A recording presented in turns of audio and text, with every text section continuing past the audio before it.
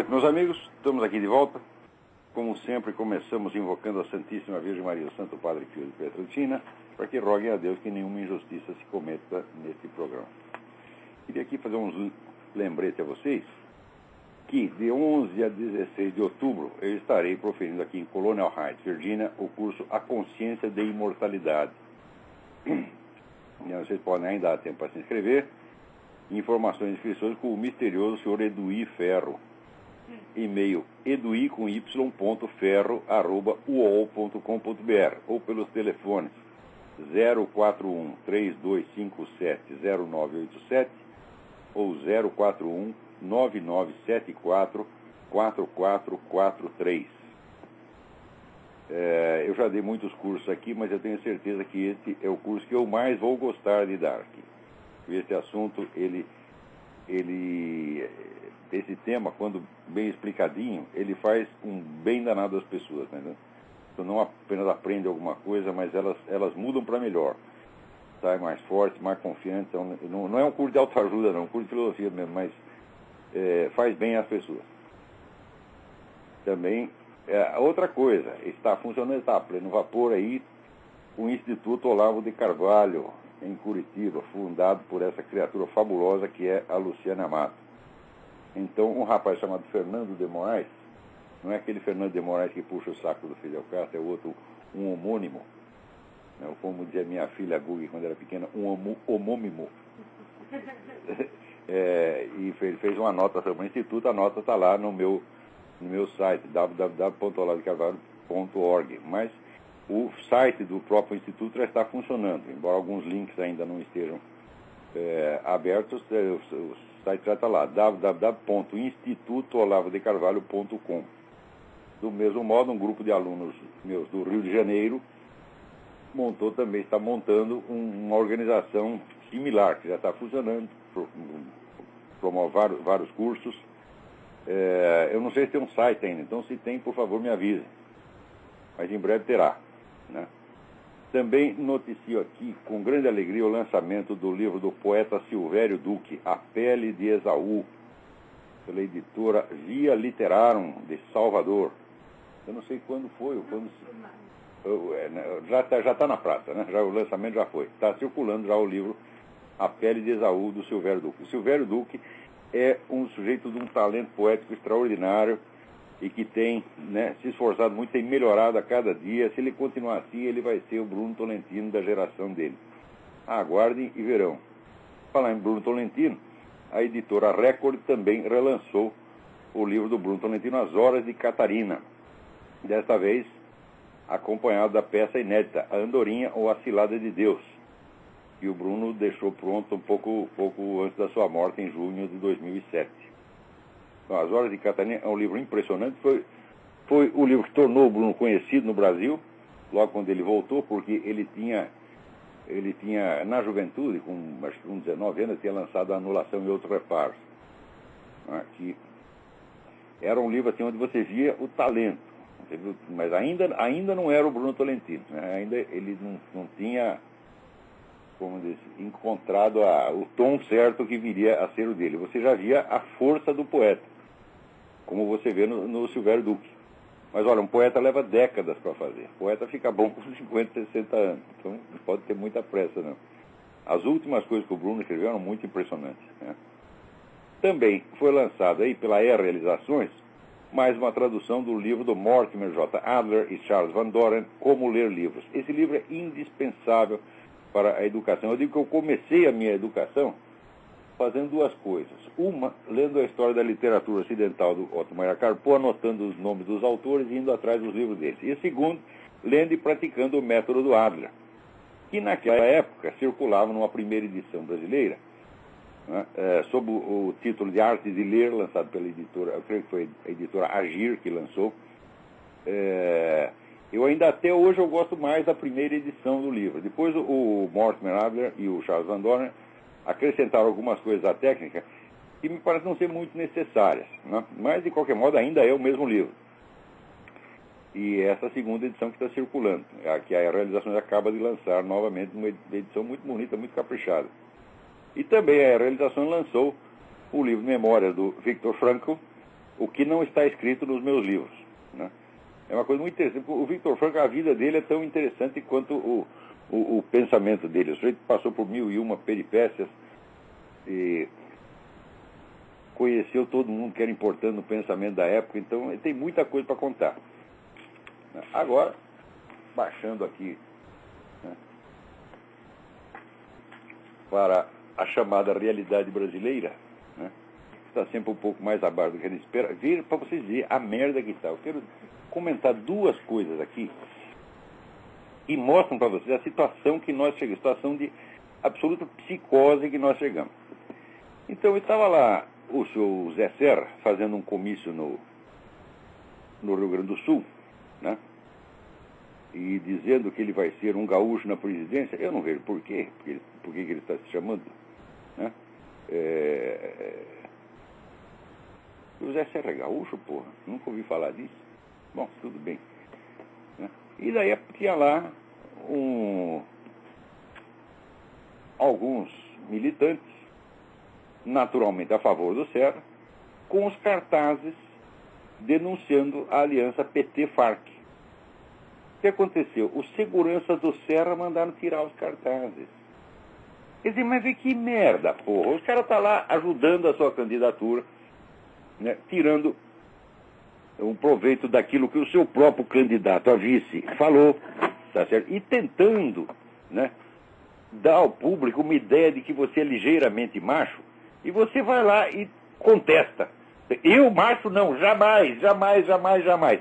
Eu sou um puxa-saco, né, incoercível. Eu não consigo ver um saco sem eu pendurar e puxar.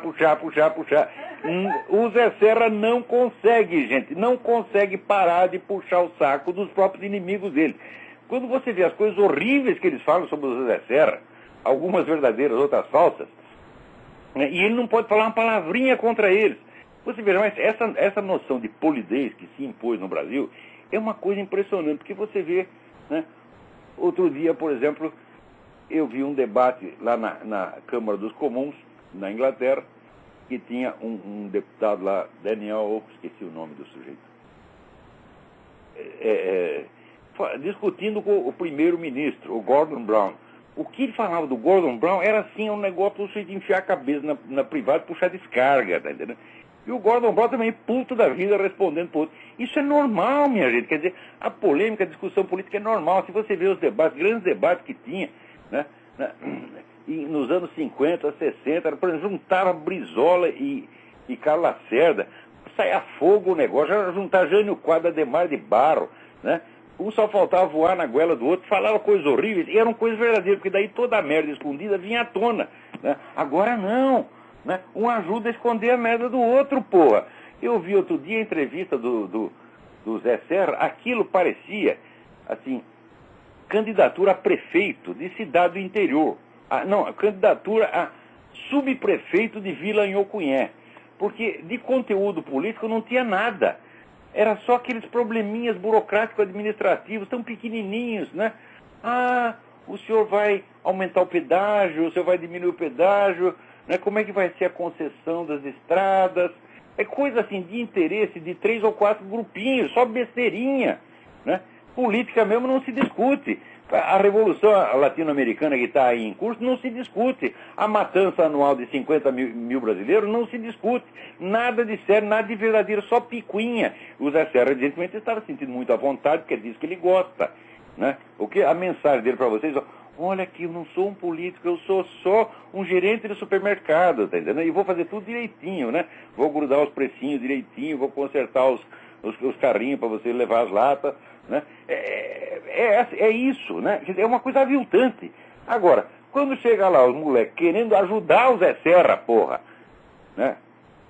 Quer dizer, foram lá, o Zé Serra poderia até adquirir alguma fama de ser vagamente macho depois disso. Ah, mas ele não pode admitir uma coisa dessa.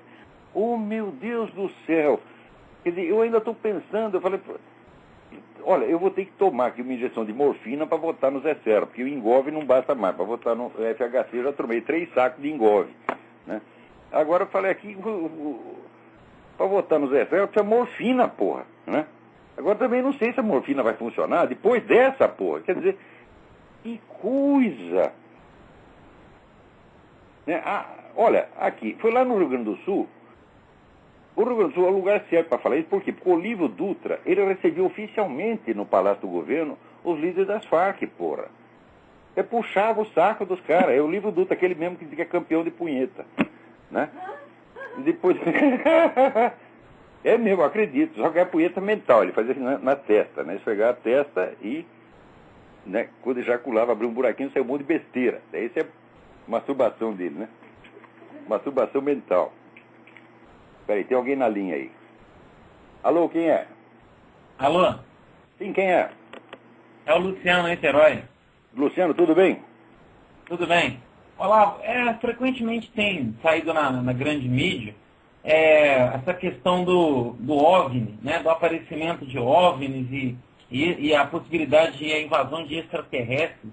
Eu particularmente não acredito muito nisso, porque se eles realmente fossem seres evoluídos e tudo mais, eles viriam aqui, bateriam um papo com a gente. Então o que o senhor acha que isso aí realmente, no fundo, por trás dessa história, o que tem, hein? Eu acho que a invasão dos OVNIs é verdadeira, porque eu mesmo sou um deles. Isso você não percebeu ainda, não? Então, esse negócio de invasão de OVNIs deve ser verdadeiro. Né? Tanta gente diz que eu sou um ET que eu já estou acreditando. Então, agora, eu falei que eu ia falar dois fatos que eu vou mostrar para vocês como é que as coisas estão. O segundo é o seguinte. O jornalista Ivo Patarra escreveu, já faz algum tempo, um livro que se chama O Chefe.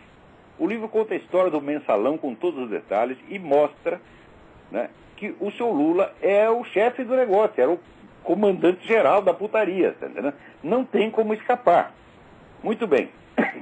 Nenhuma editora quis publicar o livro, que já está circulando então numa segunda edição por internet.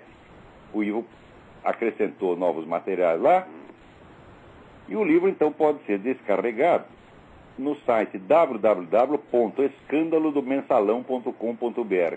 Não deixem de descarregar e ler esse livro e ver se tem explicação a conduta do Lula nesse episódio.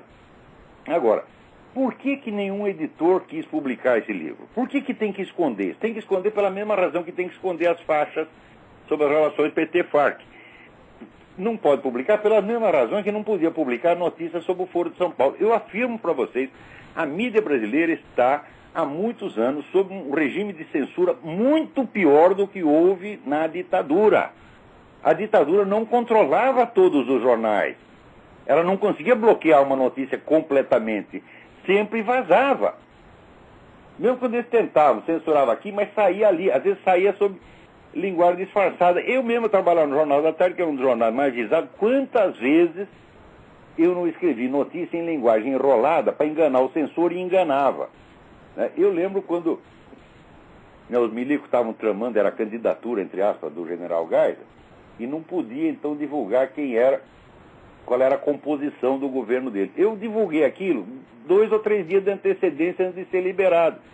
O censor leu aquela porra e nem percebeu.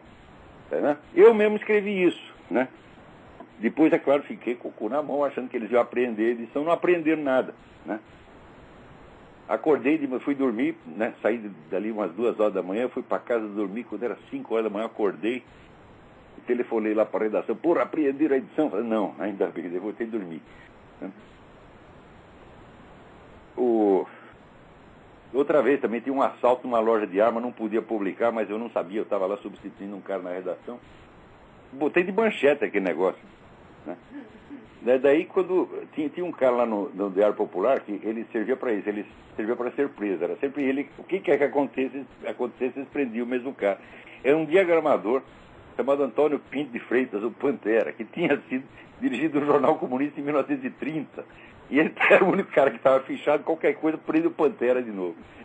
Quando acordamos, o Pantera já estava na cana de novo. Mas ia lá fazer meia dúzia de perguntas e soltava o cara. Então, naquela época, tudo vazava. Vazava por quê? Porque a censura era externa. Um censor era apenas um funcionário do Departamento de Polícia Federal que ia lá e chegava no jornal onde ele não conhecia ninguém, não sabendo qual era a rotina ali, não sabendo nem como funcionava um jornal, então era feito de trouxa. Agora, hoje, não. Quem faz a censura são especialistas, são jornalistas. né? São os próprios donos de jornal.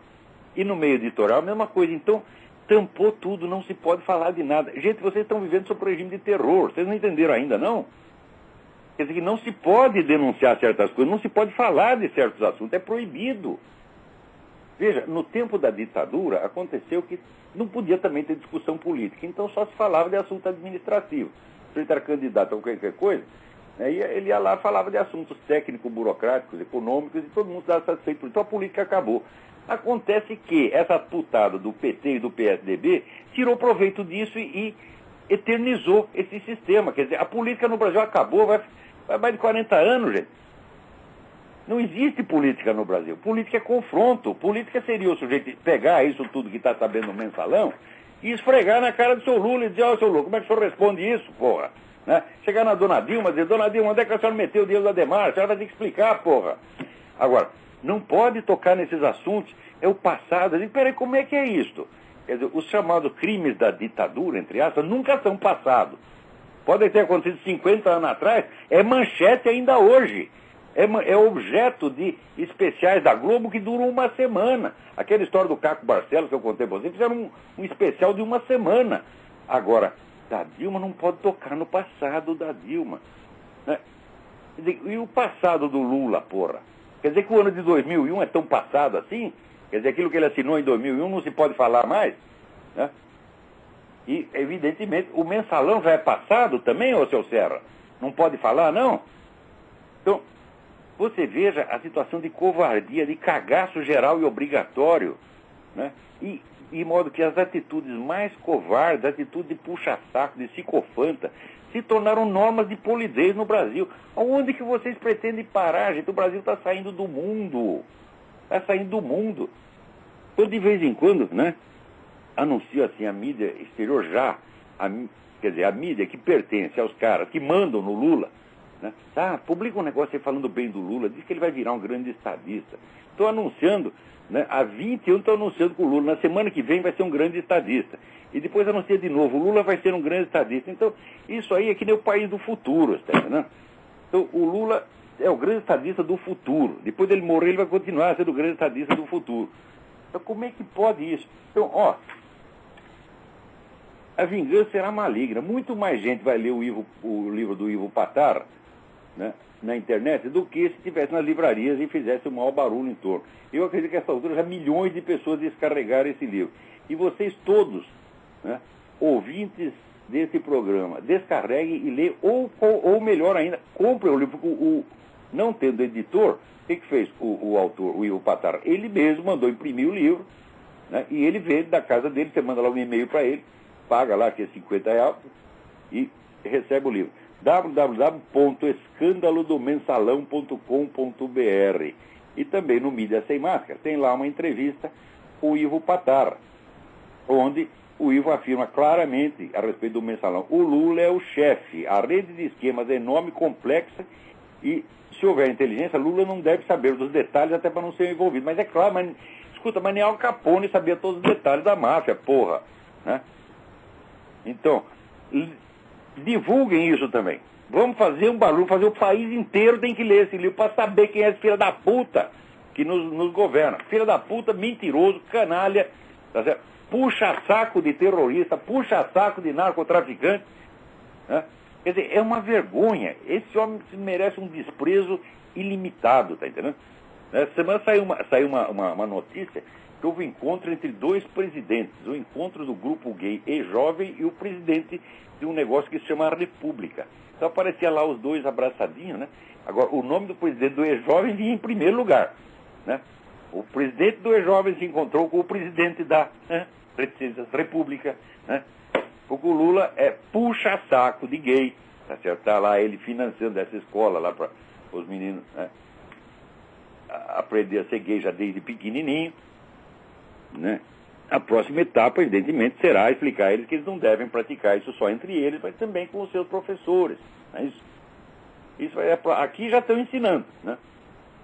A luta pela liberação da pedofilia aqui já é um negócio impressionante. Não é liberação, valorização da pedofilia, né? Porque, afinal de contas, o sujeito vai lá e come um menininho de 3 anos e explica: não fui eu que queria comer ele. Ele que tem o direito de ser comido por mim, né? E vocês Isso aí é um direito humano fundamental, né? Olha, eu também acho que é. O direito de ser enrabado, todos nós o temos exercido, todos nós brasileiros o temos exercido há muito tempo, tá certo? Estão fazendo pedofilia com a gente, né? Tem alguém na linha aí, quem é? Alô? Alô? Alô, é o André da França? André da França, tudo bem, André? Tudo bem. Ô, professor Olavo, meus parabéns pelo trabalho, pelo programa. Eu acho que o senhor faz um trabalho aí fantástico, muito sério. Já acompanho há longo tempo, já há longa data. Obrigado. A pergunta é com relação à questão aí dos 3 poderes mundiais, né, que o senhor já citou isso várias vezes, e que, bom, a gente que está em busca aí da verdade, às vezes vemos algumas coisas, atitudes, né, de alguns governos, e sempre perguntando, poxa, tem alguma coisa estranha, né, tem algo por trás, mas chegar a essa conclusão é algo muito difícil. Eu acho que o senhor sintetizou muito bem, né, essa coisa dos 3 poderes, porque realmente as peças se encaixam perfeitamente, né? E desses 3 poderes, né, o comunismo, o islamismo, bom, que aqui na França, na Europa, é uma coisa absurda, é notório essa invasão aqui, e o grupo dos milionários, desses 3, nós podemos considerar que o comunismo seja o pior deles?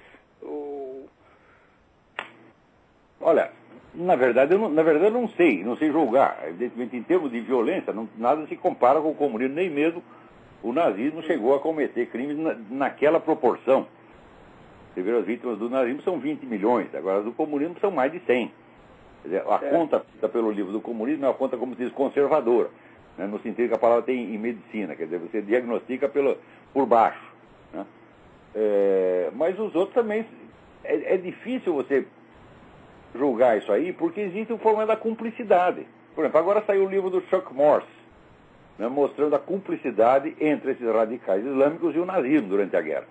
Livro muito bem. Chuck Morse é um radialista daqui de Chicago, acabou de publicar um livro muito importante sobre isso.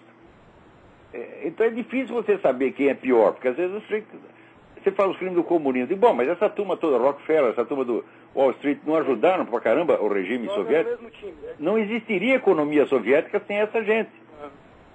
Então é difícil você saber a autoria do crime, tá? Porque são tantas mãos. Certo. Agora, do outro lado, foi bom, a sua pergunta é muito oportuna, porque é o seguinte, deixando de lado um pouco o comentário das coisas da semana, vamos voltar um pouco atrás. Você vê, depois da década de 90, surgiu um novo tipo de defensores da democracia. São os caras que querem espalhar a democracia pelo mundo, quer dizer, democracia e economia de livre mercado, e acham que isso é a fórmula infalível para tudo. Então eles querem espalhar isso para o mundo. Mas, para poder espalhar, é preciso reduzir esses elementos de democracia a um esquema formal que se adapte às mais variadas, que se adapte uniformemente às mais variadas circunstâncias culturais. Então, não pode passar valores culturais, não pode passar valores religiosos, tem que passar somente o esquema formal. Democracia parlamentar e economia de mercado.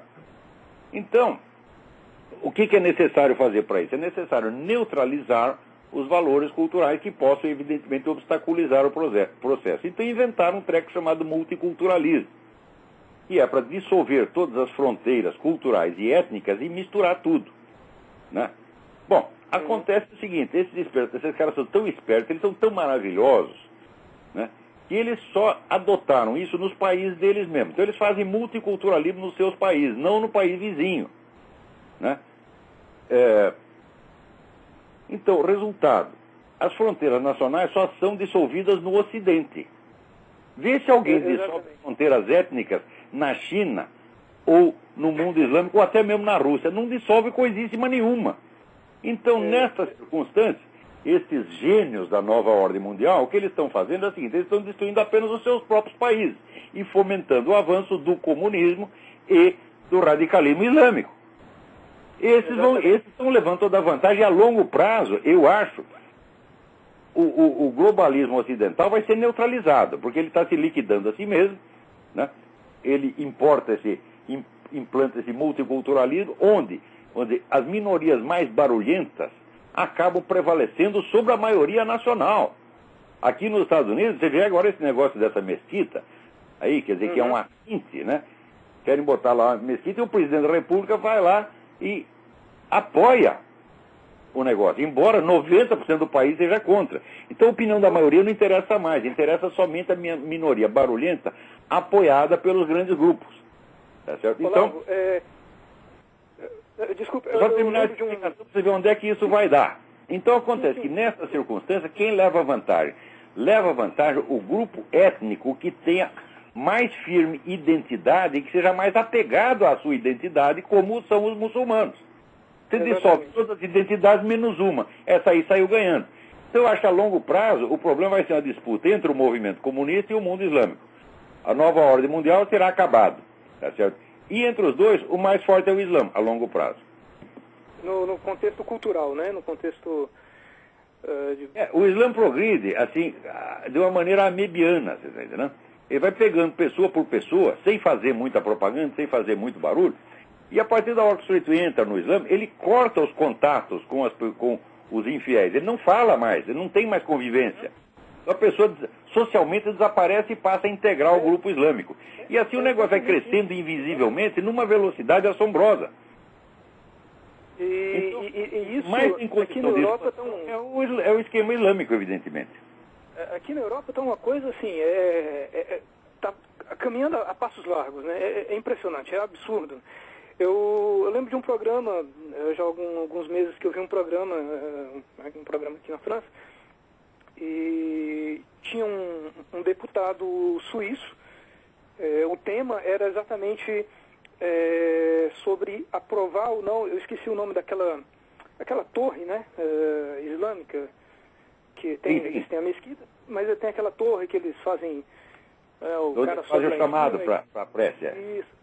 E eles estão querendo já fazer isso aqui na França. Aliás, já tem em alguns lugares, por acaso, né? Me parece... Não tem. Mas eles dia pelo dia você vai ter o muezinho lá do alto da Torre Eiffel, chamando os caras. É impressionante. E aí, esse mesmo deputado, ele comentou, porque no mesmo período eles estavam querendo aprovar a lei na Itália para tirar os crucifixos, né? E ele falou assim, puta que pariu, não é possível, é o fim da nossa civilização, né? Vocês querem tirar os crucifixos e quer levantar a torre, né? E construir mais mesquita. Esse pessoal da nova ordem mundial, eles só estão destruindo o Ocidente mesmo. No Oriente eles não tocam, no mundo islâmico eles não tocam, no mundo comunista eles também não tocam. Aliás, até ajudam. Você vê, agora a China, essa semana se noticiou. A China, que era a terceira economia do mundo, passou na frente do Japão e é a segunda agora. E os americanos botando dinheiro lá. Né? Então eles estão ajudando eles. Né? Aqui, por exemplo, os muçulmanos têm todas as vantagens. Você não pode fazer uma pregação. Tem universidades, cidades inteiras, você não pode fazer a pregação cristã que você vai preso. Agora, a pregação islâmica pode. Na Inglaterra é a mesma coisa, quer dizer, são leis que protegem. Né? Veja, eles dizem que eles querem dissolver as identidades culturais. Não, eles só querem dissolver a nossa. Contra a identidade muçulmana, ao contrário, eles reforçam. Isso eu creio que é premeditado. Porque se você vê a ação das taricas são organizações esotéricas islâmicas, que se expandem formidavelmente entre as elites. Pega altos intelectuais, governantes, os homens mais ricos do mundo, vão pegando as coisas discretamente com 50, 60 anos de antecedência. Como fizeram com o príncipe Charles. O príncipe Charles é um obediente discípulo de um sheik islâmico. Tá certo? Então, mas eles começaram com isso 50 anos atrás. Quando o pessoal vê o efeito externo, não sabe de onde aquilo apareceu. Inclusive essa coisa toda de nova ordem mundial, o pessoal pensa que é uma coisa que está acontecendo espontaneamente, graças à expansão dos mercados. Eu digo, não. Você procurar livros publicados 50, 60, 70 anos atrás, você vê que é um plano, é uma ideologia. Eles conceberam, discutiram isso profundamente. São centenas de autores importantíssimos, entre os quais Arnold Toynbee, né, discutiram isso durante 50, 60 anos antes de colocar em prática. E quando coloca esse discurso ideológico, Né? Por exemplo, a dissolução da família. Isso é uma coisa que foi discutida 60, 80 anos atrás. Temos que lançar uma civilização planetária onde todas as identidades étnicas se misturem e desapareçam as várias formas de família, criando, vamos dizer, um pluralismo familiar, novas modalidades de família. Tem aqui uma família constituída, né, de 4 cônjuges masculinos, né? Mais uns, pega lá uns moleques na rua que os caras vão comer nas horas vagas e isso passa a ser uma família, porra. Quer dizer, a aceitação da pedofilia como família é uma coisa que você pode contar. Isso aí vai ser logo, em 5 ou 6 anos, isso vai estar implantado. O sujeito casa lá com uma menininha de 5 anos. E casamento entre espécies. A hora que for dissolvida a noção de casamento, que a noção de casamento gay, como eu já demonstrei num artigo que eu publiquei outro dia, o casamento gay não é feito para favorecer gay, é feito para dissolver o direito de família. Porque todo o direito de família universal, ele é baseado num negócio que é a diferença de papéis sexuais definidos. Entre 2 homens, pergunto eu, vai na hora de casar, pergunta, quem come quem? Você dá e você come, os 2 dão, os 2 comem, ou os 2 só dão e tem que dar para um terceiro? Não dá para definir isso aí. Então isso quer dizer que a simples noção de matrimônio vai para as cucuias. Quer dizer, qualquer associação entre seres humanos vai ser denominada matrimônio. Porque eu faço uma associação comercial com o sujeito. Olha, eu não como você, você não me come, nós estamos aqui só para ganhar dinheiro. Mas nós vamos chamar de matrimônio porque nos convém. Nada pode impedir que você faça isso. Né? Eu pego aqui o meu cachorro, o Big Mac, e digo, agora eu vou casar com o Big Mac, porra. Você está entendendo? E ninguém vai poder me impedir. Então, o direito de família inteiro, que levou 20 séculos para construir, desde o tempo do romano, que é um negócio de uma complexidade enorme, é como se fosse um relógio suíço.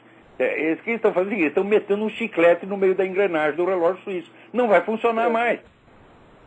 Você tá entendendo? Então, nesse caos, você cria um caos cultural, no qual o único princípio de ordem será a intervenção da autoridade mundialista. Então você vê, de um lado tem os chamados liberais, né, pregando aí, nós temos que expandir a democracia, a liberdade de mercado, etc, etc. E do outro lado vê o pessoal esquerdista, comunista, dizendo nós temos que aumentar a autoridade, aumentar o poder dos organismos multinacionais.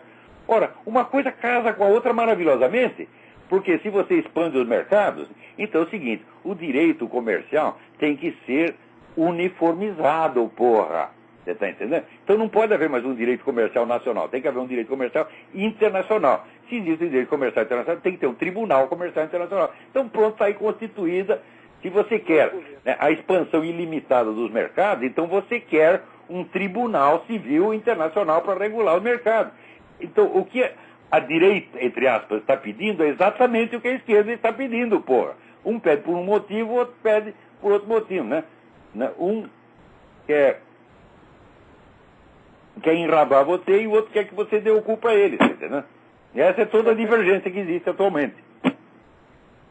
Pois é, Olavo, e é impressionante, quando nós pegamos essas peças e começamos, né, e claro, pessoas aí como, né, como o senhor e tal, e outros pensadores também que vêm nos auxiliando com seus pensamentos, e começamos a juntar essas peças, vemos que realmente é algo real, é algo presente, só não vê quem não quer, né? Claro, agora você vê que muito do que circula de informação a respeito de nova ordem mundial só pode ser compreendido à luz da competição entre os 3 grupos globalistas. Por exemplo, nos últimos anos, o que saiu a respeito do Bilderberg, do grupo Rockefeller, etc., etc., é uma monstruosidade da biblioteca inteira. Quando você vai ver, tudo isso vem da Rússia. Então, é um dos esquemas globalistas que está denunciando o outro. Isso não quer dizer que as informações que estão colocadas ali sejam falsas. São verdadeiras, só que está ocultando um esquemão, está ocultando o outro esquemão, tá entendendo? Então a gente, olha, para estudar esse assunto, a pessoa tem que usar com muita seriedade, com muita firmeza e disposto, vamos dizer, a levantar 1000 hipóteses erradas para você acertar na milésima se conseguir acertar. Não é essa coisa de sair berrando aí que nem Alex Jones, não, temos que denunciar a nova ordem. Calma, Alex Jones, inclusive, Alex Jones obviamente trabalha para os russos, né? É coisa evidente. Alex Jones, o o tal do William Engdahl. Isso aí é tudo pessoal que trabalha para os russos. Então a finalidade deles é botar em evidência um esquema global para esconder o outro.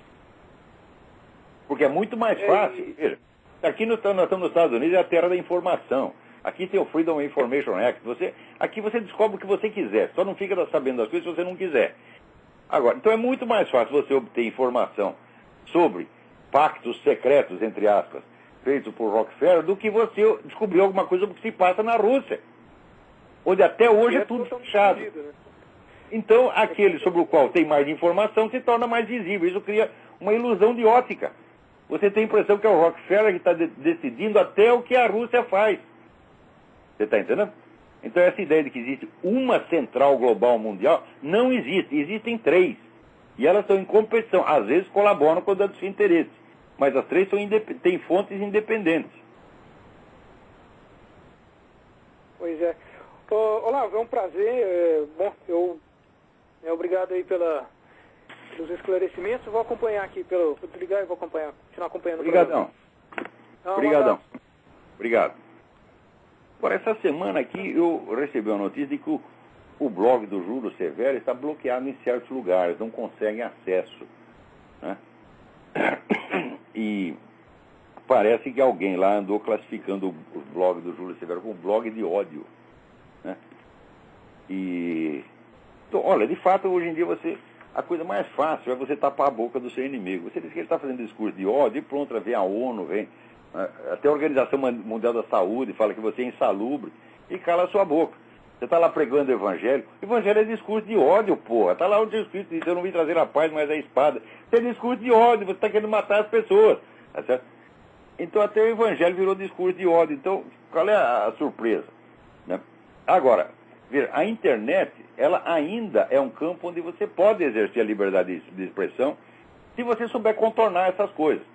Né? Eu sugiro o seguinte, você faz lá, programa o seu site, para ele ser reproduzido automaticamente com outro endereço, toda vez que for bloqueado. Então bloqueia 1 bilhão de vezes, 1 bilhão de vezes aparece outro endereço. Dá para fazer isso. Nós vamos ter que recorrer a esses estratagemas. Né? Agora, aqui, o Rômulo Viana, do Rio de Janeiro, tem mandado várias mensagens denunciando lá a corrupção, né, do governo do estado do Rio, o seu Sérgio Cabral. Olha, nem precisa, Rômulo, porque todo mundo sabe que esse cara é um filho da puta. Tá lá vocês viram o vídeo que nós botamos no Mídia Sem Máscara, né? Por lá inaugurar um conjunto educacional e daí chega um moleque lá, coitado, humildezinho, dizendo, olha, mas aqui a piscina não funciona, a quadra de telha não funciona, nada funciona, a gente não pode nem entrar. O que faz? Está lá o governador do estado e o presidente da república. O que eles fazem? Ouvem atentamente o menino com a educação e o respeito, o carinho que se deve, né, aos mais jovens. Pergunta, o que foi, meu filho? Daí, da sua denúncia, vamos anotar aqui, vamos investigar para ver que merda está acontecendo. Não, caíram de pau no moleque. E o Lula, preocupadíssimo, vira lá para o assessor e fala, pô, isso vai dar um prejuízo político para nós. Ele está preocupado com o prejuízo político e não com o atendimento à infância do Rio de Janeiro. E o governador ainda grita com o rapaz, diz, seu sacana, cala a boca, seu otário, é um cafajeste, filha da puta! Por que não vem falar isso pra mim? Vem aqui na minha cara, dizer que eu sou sacana, que eu sou otário. Eu encho sua cara de porrada, seu bosta. Né? Mas não é homem, isso aí não é homem, tá entendendo? Não é homem pra falar. Pô, fala assim com um menino. Né? Se chegasse lá um negão de 2 metros, eles iam responder assim, não. Ah, mas é um neguinho pequenininho, então vamos cair de pau nele, porra. Que é isso? Olha, o que eu acho, às vezes fico meditando essas coisas, e vendo, esse pessoal tem mentalidade sociopática, eles não têm os sentimentos normais. Por exemplo, o sentimento, vamos dizer, de proteção ao mais jovem, que é uma coisa natural no ser humano, que todo homem adulto tinha que ter, eles não têm. Chega lá um menino falando isso, eles se sentem ameaçados, como se fosse, né, o Mike Tyson que está lá, porra. Você está entendendo? Se sentem acuados, então se defende que nem, sabe, um porco-espinho acuado. Né? Parece que assim, um urso atacando o porco-espinho começa a soltar espinho, porra. Esses sentimentos assim não são normais. Por exemplo, eu não estou brincando, minha gente. Quando eu falo sociopatia, é uma coisa, vamos dizer, Um quadro perfeitamente descrito, tá certo? Milhares de livros. E o quadro é exatamente o que a gente vê quando olha um Sérgio Cabral, quando olha um Lula, fala, são sociopatas, são pessoas que não têm sentimentos morais normais. São sentimentos perversos. E por que, como pode votar nessa gente? Eu não votaria no Sérgio Cabral para presidente de um clube de futebol. Não digo para presidente de um clube de futebol. Tipo um clube de futebol de botão. Eu não votaria, porra. Agora, votam nesses caras por quê? Sabe, eu vou dizer por que votam. Porque o brasileiro já entrou naquele estado perverso, onde ele não quer uma pessoa de qualidade, porque perante uma pessoa de qualidade ele se sente inferior. Então ele quer um pior do que ele. Por isso dá um alívio para ele, porra. Então estão pervertendo o povo a esse ponto.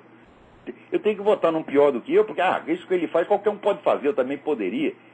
Então, os governantes, os homens célebres, eles viram anti-exemplos. Tem uma amiga minha aqui que brinca, diz, eu não sou inútil, ou pelo menos sirvo de mau exemplo.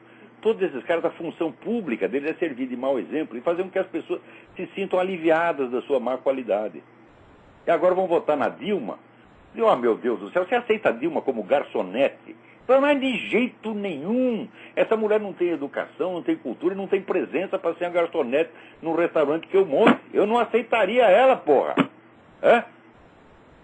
Você vê que a mulher é uma grossa, metida, inculta, semi-analfabeta, pentelha, arrogante, não tem nenhuma qualidade, zero de qualquer qualidade humana. É por isso mesmo que escolhe.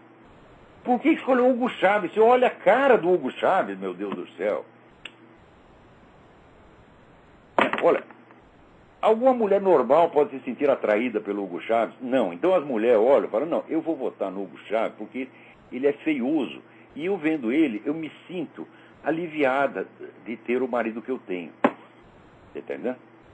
Então eu pensei, se eu fosse casado com o Hugo Chávez seria muito pior. Então eu vou votar no Hugo Chávez, porque daí a gente se sente melhor.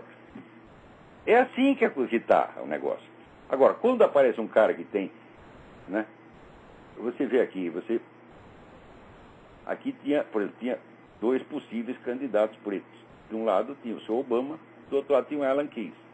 O Alan Keyes é um homem de uma cultura extraordinária, um homem que nunca roubou um palito de fósforo, fala bem, se explica bem, sabe o que está falando, é um homem de respeito. E tem o outro, que é o seguinte, você não sabe nada, não tem um documento do filho da puta. Toda a vida dele é tudo mentira. Está tudo escondido. Quem eles escolhem? O Obama. Né? Então eu tenho vontade de pegar esses pretos aqui dos Estados Unidos, bater na cara deles e falar, olha quem você escolhe para te representar, seu filho de uma puta. Quando tem um monte, tá certo? E tem aqui o tal do Coronel West, é um cara, um militar, aposentado, negro, faz um discurso maravilhoso, homem sério, honesto, herói condecorado. Não, o Coronel West não serve, tem que ser o Obama. Por quê? Porque o Obama nós não sabemos quem é. Ora, porra, vocês não têm vergonha na cara? Ainda ficam orgulhosos de ter elegido o Obama. Falam, meu Deus do céu, porra. Quer dizer, não é questão de, vamos eleger um da nossa comunidade. Está muito certo querer eleger da sua comunidade. Mas não qualquer um, porra. Por que tem que escolher logo o pior? Pelo mesmo motivo que o pessoal vota em Dilma, vota em Lula, vota em Hugo Chávez. Então, a política virou o anti-exemplo. Você não quer mais líderes, você não quer heróis, você não quer santos, você não quer sábios. Você quer um bom filho da puta, de preferência, do qual você não possa nem investigar a vida. A vida do cara é só mistério, é só trevas. E é por isso mesmo que vota no cara, porra. Agora, olha aqui, olha o anti-exemplo, olha o anti-exemplo. O senhor Juan Manuel Santos se elegeu dizendo que não, agora é ser a linha dura, nós não vamos mais tolerar esse negócio de Farc, etc, etc. Primeiro ato dele na presidência, dizer que não vão mais verificar se existe a presença das Farc e do ELN na Venezuela. O que é isso, porra? O que é isso? Isso é uma traição ou o que é?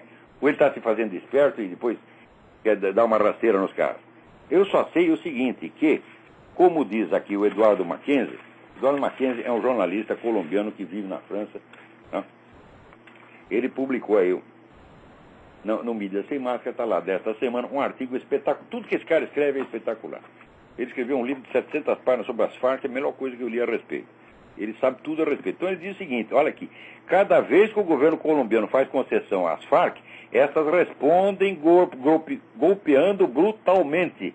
O carro-bomba que explodiu em Bogotá em 12 de agosto de 2010 é a confirmação dessa triste lei. É exatamente, você mostra fraqueza, eles batem.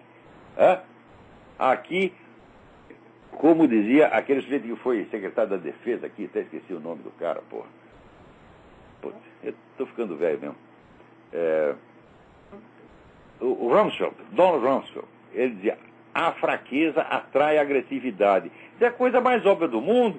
Isso aí, Santo Tomás de Aquino dizia, sabe qual é a diferença entre o medo e o ódio? Você vê o inimigo. Se ele é mais fraco, você o odeia. Se ele é mais forte, você tem medo. Então, é a mesma coisa. Então, você pôs o rabo entre as pernas, você vai apanhar. Então, aí, senhor Santos, o senhor foi ministro da Defesa, o senhor já conhece essa gente. Vai se deixar enganar por Hugo Chávez, meu Deus do céu. O que é isso, pô? Então, mostrou fraqueza, bomba nele. É isso que aconteceu. Então, vamos esperar. Aqui foi lá Lula, todo mundo lá fazer pressão em cima do Juan Manuel Santos. Ele bobeou, ponto, levou bomba. Né? Agora, olha aqui. O governo da Venezuela está preocupadíssimo com o Alejandro Penha Esclusa, porque diz que o Alejandro Penha Esclusa tem um esquema de propaganda. Esquema de propaganda é o seguinte, é o sócio dele na ONU América. Ué, você prende o meu sócio, porra, o que eu vou fazer? Eu vou divulgar aquilo, né? Não é lógico o que tem que fazer? Né? Não é nenhum esquema. Aliás, a maior parte das pessoas que tem escrito sobre Alejandro Penha Esclusa não tem relação nenhuma com a ONU América. Eu não tenho merda nenhuma a ver com a ONU América, nem com organização nenhuma. Eu estou divulgando o caso porque eu estou escandalizado pessoalmente. Por quê? Vem com o rótulo, Alejandro Penha Esclusa é um terrorista. De qual é a prova? A prova é que ele foi apontado como contato de um outro sujeito que também não está provado ser terrorista, que é o tal do Chávez Abarca. O Chávez Abarca, cadê o Chávez Abarca para a gente conferir com ele se o Alejandro é contato dele? O Chávez Abarca está inacessível em Cuba. Interroga o sujeito e manda para Cuba. Quer dizer, para sumir com o cara e ninguém poder verificar o que ele disse. Agora, mesmo se ele dissesse, o Alejandro Penha é meu contato, cadê a prova de que o Chávez Abarca é terrorista? Ele só está fichado na polícia como um ladrão de carro, tá certo? É um Zé Mané, tá entendendo? É um ladrãozinho pé de chinelo. Então, um ladrãozinho pé de chinelo, vamos dizer, artificialmente promovido a terrorista, é tido como autor de uma denúncia inacessível que você não pode conferir, né? Então, é claro que isso aí é um escândalo. Não é porque o Alejandro Penha é meu amigo, né? A minha relação com o Alejandro Penha é exclusivamente uma amizade pessoal. Não tenho compromisso político nenhum com ele. Inclusive, no prefácio do próprio livro dele, deixei claro minhas divergências com relação a ele. Então, não participo do programa do Alejandro Penha Esclusa. Agora, admito que é um homem de um valor humano excepcional. É um herói nacional. E é um homem de uma honestidade, de uma sinceridade brutal, que você pode perguntar qualquer coisa sobre a vida política dele, ele te conta tudo. Tá certo? Isso eu sei porque estou falando por experiência. Então, perto dele, esse Hugo Chávez é, assim, nem minhoca, é um cocô de minhoca, comparado com o Alejandro Penha. Então, pô, o homem na cadeia, o que você espera que a gente faça, hein? E fique tudo de braço cruzado, quietinho? Ele não pode falar? Então, você fala, tem um esquema de propaganda internacional. O que é isto? Hã? Agora, quando prende o cara da Farc, aí sim é esquema. Hã? Porque vem através de um site, atenção, presta atenção. Essa barulheira que fazem para proteger Farc é através de um site espanhol chamado Nodo 60, que é onde se agrupa todos os sites comunistas do universo. É uma organização única. Né? Então, você quer fazer um protesto qualquer, põe lá no Nodo 50, em 5 minutos aqui eles param para o mundo. Olha só como é que é o negócio. Agora, aqui não. Quem me disse que eu devia escrever sobre Alejandro Penha Esclusa? Foi o cara da ONU América. Ele nunca me viu, não sabe nem quem sou eu. Não tem nem meu telefone, nem meu endereço, nem coisa nenhuma. Ele não me pediu merda, não. Eu escrevi porque quis. No caso do coronel Alfonso Plaças, mesma coisa. Eu estava lá na Colômbia quando aconteceu a merda. Eu li o processo e vi. Isso aqui é a coisa mais absurda do mundo. Por quê? O que os caras fazem? Eles escondem 11 cadáveres e acusam o coronel de ter desaparecido com os cadáveres. Os cadáveres estão lá, estão tudo na universidade, lá guardados na geladeira da universidade. A juíza não deixa examinar os cadáveres. Então o que ela está fazendo? Ela é culpada de desaparição de cadáver, meu Deus do céu. Então ela comete o crime e acusa o Coronel Praças. Quando a gente vê um treco desse, eu posso ficar quieto? Falo, o que é isso, pô? Eu não tenho nenhuma vocação política, eu gosto aqui de ficar ensinando as pessoas a consciência de imortalidade, a filosofia de Platão, Santo Tomás de Aquino, Duns Scott. É isso que eu gosto. Eu estou fazendo isso aqui de política por obrigação, quer dizer, alguém tem que fazer a parte sua do serviço, não aparece ninguém, né? É a mesma coisa, olha, se você tem um sujeito que mora na sua casa, o sujeito não toma banho há 15 anos, você está entendendo? E ninguém dá banho no filho da puta, um dia você diz, porra, vou eu dar banho no desgraçado, pô, vou cato ele aqui pela goela e jogo ele na banheira. Então é o que eu estou fazendo aqui, muito a contragosto, né?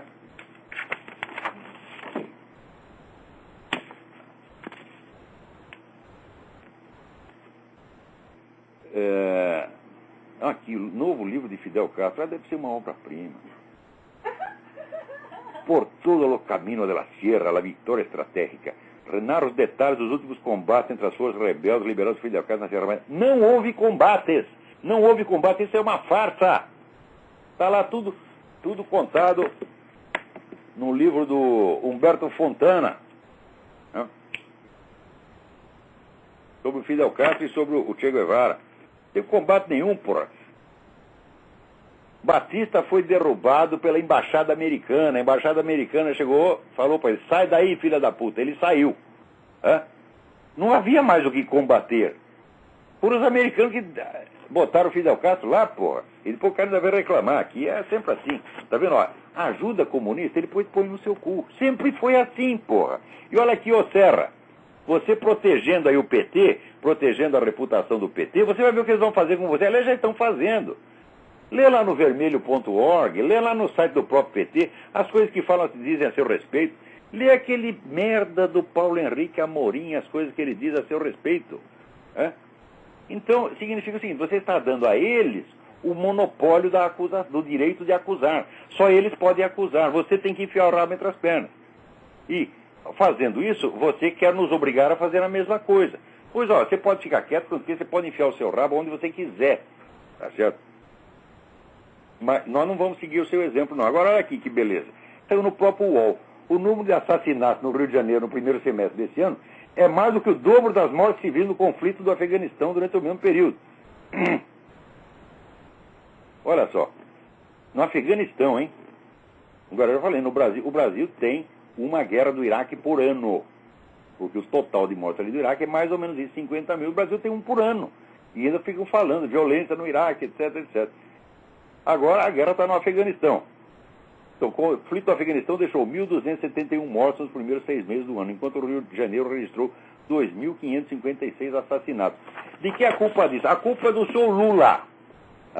Para de proteger essa gente, faça alguma coisa contra as Farc e essa merda vai acabar.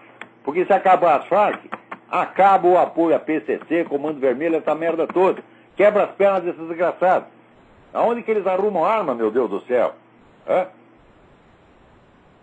Tá aqui, não está lá o Fernandinho Beiramar, que confessou que durante anos trazia a arma do Líbano, para trocar por coca. Ele ia lá, entregava as armas, o pessoal da Farc dava coca para ele vender para as criancinhas brasileiras. Um ato benemérito. O cara já contou toda a história. Agora, o Fernandinho Beiramar está lá em posição de segurança máxima contra declarações, ele não pode falar nada. Porque levaram o cara no Congresso, ele gozou da cara dos congressistas, humilhou os caras, para não falar nada. Não conseguiram arrancar dele uma única palavra. Agora, então isso aí não pode investigar, mas a vida privada do cidadão pode investigar sim, porque olha aqui. O pessoal do recenseamento no Brasil está já pedindo nomes dos moradores dos domicílios. Você tem que dizer que quem mora lá, porra. Você está entendendo? Olha aqui. O que é isso, porra? Que recenseamento? Isso não é recenseamento, isso aí é polícia. Existe um grande risco real de vazamento de informação, mas o vazamento é automático, meu Deus do céu. Isso é que nem o projeto Sivan, né? Bota lá os radares na Amazônia, essa coisa toda. Veja você, e passa a informação direto para a USP. Ora, a USP é a central da subversão latino-americana. Passar para a USP, meu filho, é passar para o Foro de São Paulo. E passar para o Foro de São Paulo é passar para as Farc. Então está lá o exército brasileiro super equipado, com radares, etc, para trabalhar para as Farc. E os caras consentem nisso. E ainda ficam contentes que quem ganhou o projeto foi a firma americana na qual eles apostavam e não a francesa, que era apoiada pelos comunistas. Falaram, olha, tem duas firmas, as duas propõem fazer o mesmo serviço para os comunistas. Né? E vocês topam isso. Né? Agora aqui, ó, morreu aqui mais uma meia-irmã do Obama que ninguém sabia que existia. Olha aqui, mas nem a família do cara pode ser conhecida. Porra, pois ele não tinha uma tia que estava morando aqui ilegalmente e que de repente apareceu, né? Então não se sabe nada da origem do cara, da família dele, não se pode saber. Né? Agora, para não dizer que é só na política que está na merda, aqui, fizemos lá, né,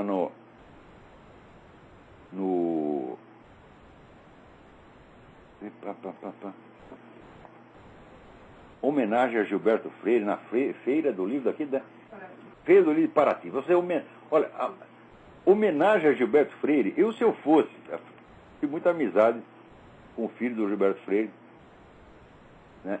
Já morreu, infelizmente, mas se eu fosse membro da família do Gilberto Freire, eu proibia qualquer homenagem ao meu ancestral, porque homenagem é que nem aqueles que fizeram na USP. Reúne um bando de filha da puta invejoso, tá certo? E põe tudo para falar mal do velho. Isso é homenagem. Então agora chega lá esse merda do FHC, né? Dizer que o Gilberto Freire é racista. Eu digo, então o conceito de racismo mudou. Porque na época ele ficou famoso por ele ser o grande promotor da cultura negra, da mestiçagem, dos mulatos, etc, etc. Né? Inclusive o pessoal reacionário na época não gostava dele por causa disso. Agora isso virou racismo, porra. Ele inverteu o sentido da palavra e está lá o Fernando Henrique legitimando, né, esse estelionato verbal. E diz, não, era um grande sociólogo, só mas era racista, daí pimpino no narizinho, faz aquela cara de nojinho. Né? Então agora aqui, Fernando Henrique, a sua obra de sociólogo consiste de duas coisas. Primeiro, uma teoria errada. Né? E segundo, uma série de discursos políticos que você fez para sua autopromoção. Isso é a sua obra científica. Você, comparado com o Gilberto Freire, você é um bosta. Eu não sei por que pedir para chamar Fernando Henrique para falar sobre Gilberto Freire. Porra! Isso aí é a mesma coisa que chamar Dilma Rousseff para falar sobre Dante Alighieri. Você está entendendo? Por falar em Dante Alighieri, olha que não percam.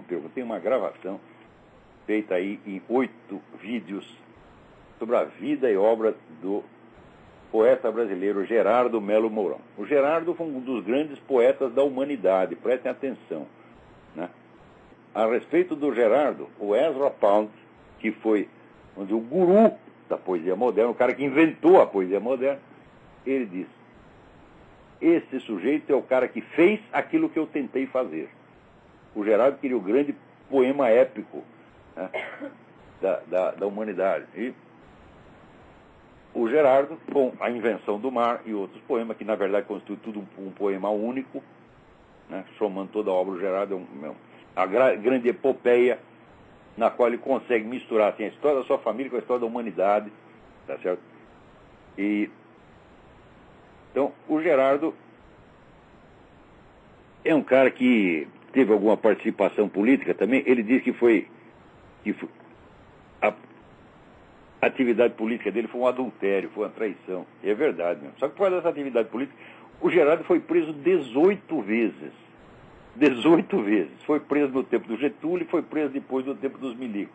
Até hoje ninguém sabe por quê, porque não tem processo nenhum, não tem acusação formal nenhuma e, sobretudo, não tem prova de merda nenhuma. Tá certo? Então, ele conta lá, é muito divertido, né? Procurem no YouTube Gerardo Melo com 2 L's Mourão. Tá certo? Então, o Brasil perdeu 2 grandes poetas recentemente, Bruno Tolentino e Gerardo Melo Mourão. Então, nosso tempo também acabou. Então, até a semana que vem. Muito obrigado.